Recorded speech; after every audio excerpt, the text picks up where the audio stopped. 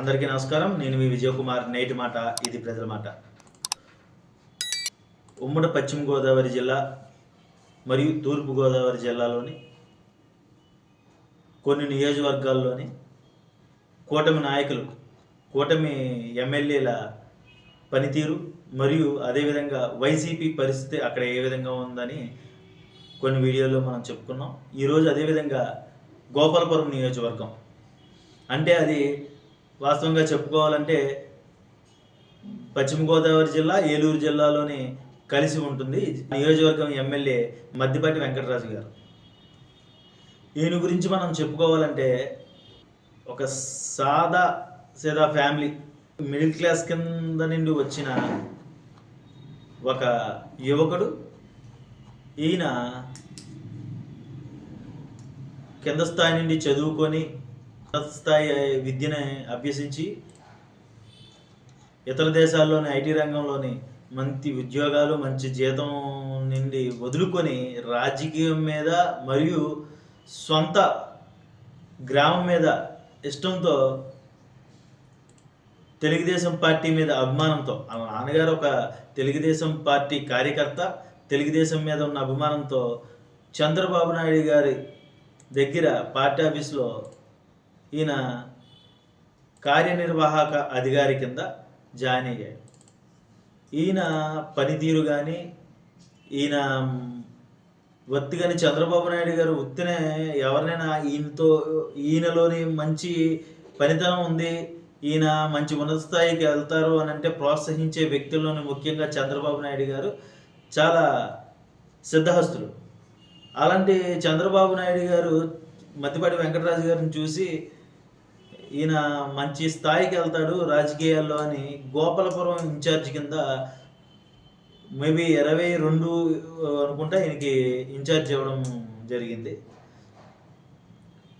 ఆ నిమిషం కాండి ఈయన పార్టీలోనే చాలా స్పీడ్గా ఆ నియోజకవర్గంలో ఉన్న ప్రజానికం మనసును గెలుచుకోవడంలో చాలా ఫాస్ట్గా ఇదయ్యారన్నమాట.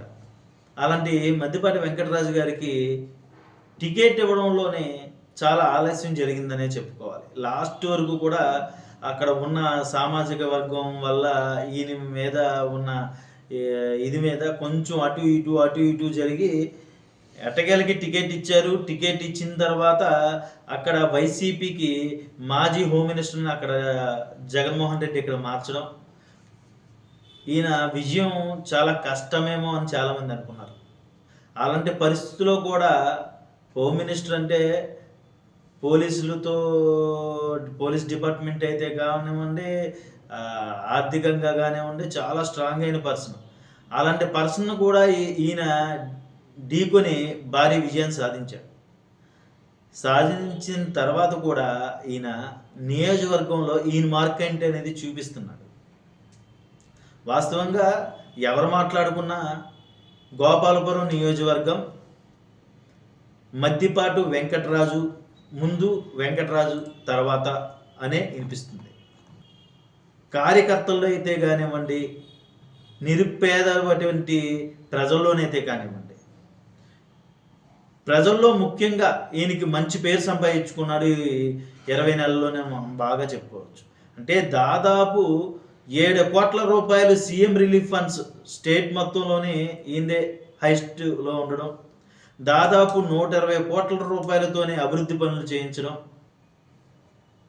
అంటే సీసీ రోడ్లు అయితే కానివ్వండి, వాటర్ ట్యాంకులు అయితే కానివ్వండి, ఇతర ఏవైనా సరే. అది ముఖ్యంగా వ్యవసాయధారిత ప్రాంతం.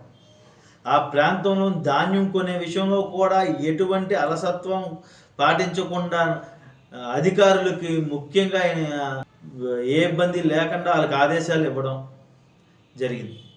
ఇప్పుడు వరకు అయితే ఈయనకి 20 నెలల్లోని వ్యతిరేకత అనేది ఒక 5% కూడా లేకపోవడం అనేది చాలా ఆనందదాయకం. రెండోది గోపాలపురంలో పండగ.